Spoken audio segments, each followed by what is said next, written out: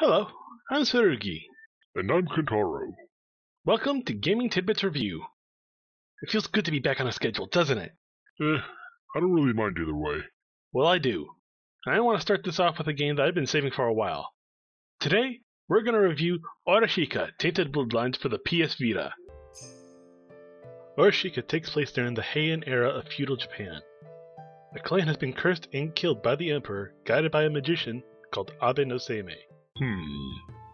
Abe no Seimei. I swear I've heard that name before. Their clan has been given two curses. One that shortens their lives to 2 years, and another that makes it so that they can only mate with deities and other people who are given the same curse. The crime that they were framed for was the theft of 5 instruments, meant to symbolize 5 different festivals in Japan. The gods have seen the damage done to your clan and bring them back with the help of Nueko, a mysterious person who isn't a god but isn't quite a human.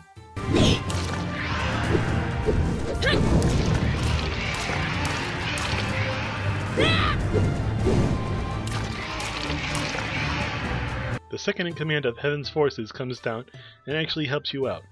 They also bring along Kochin, a weasel who acts as your clan's advisor. In order to lift the curse, you must reclaim the 5 instruments, kill Abe no Seimei, and clear your clan's name. Now, let's begin.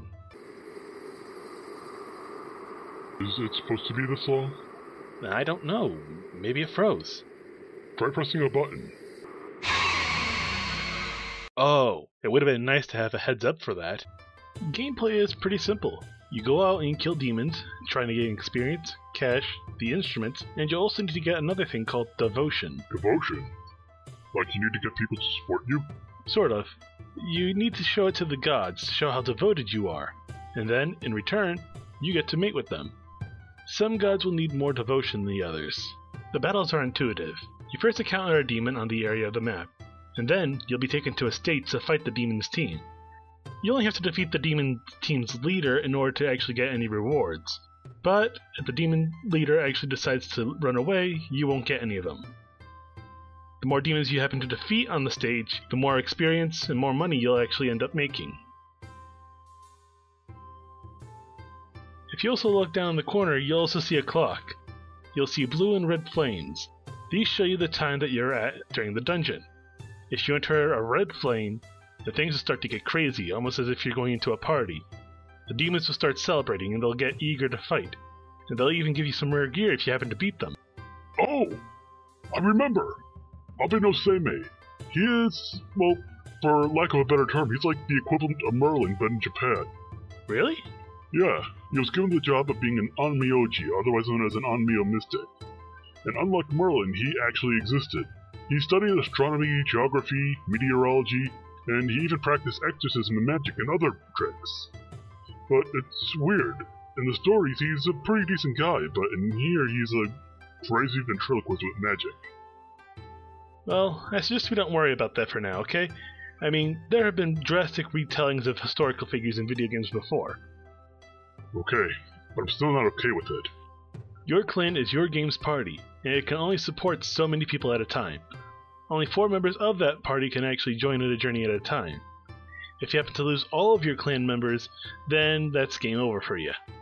So get lots of devotion and make a good supply of party members. Speaking of party members, let's take a look at that stat screen. Got anything for that? It's a jumbled mess, but I'll try to explain it as best as I can. This ought to be good. The stats are broken down into 3 different types: the heart, the mind, and the body. The heart stands for the clan's personality. It also affects the loyalty of what characters will be.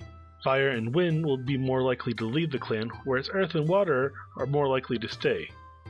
When training with the body, fire is for physical power, wind is for your agility, earth is your physical defense, and water is your stamina. Finally is the mind. Fire represents how well you are with offensive magic, wind is your status-changing magic, earth is your magical defense, and water is for your healing magic. Each of these 4 also determine which skills can be learned, so someone with a lot of fire in their magic will learn an awful lot of attacking magic. It seems like a whole bunch of pointless bars and graphs with no real numbers. Well, when you just see the bars, there really is no numbers, but, as you can see here, there actually are numbers.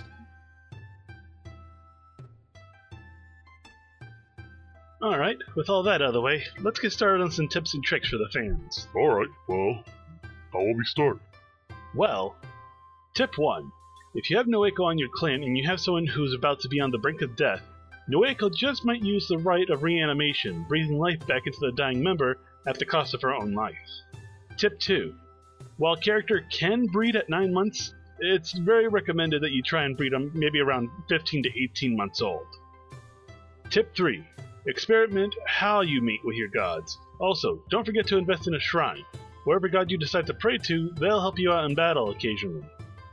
So then, the game's story and atmosphere is drenched in Japanese culture. I thoroughly enjoyed it. The battles are set up as risk versus reward, which is done very nicely. I give this game an 8 out of 10. Well, I do like the atmosphere. I find how every character's death is drawn out. Eventually you'll grow numb to it.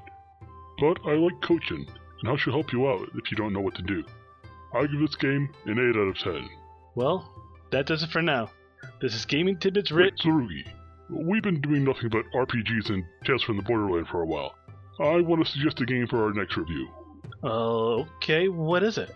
Oh, you'll see.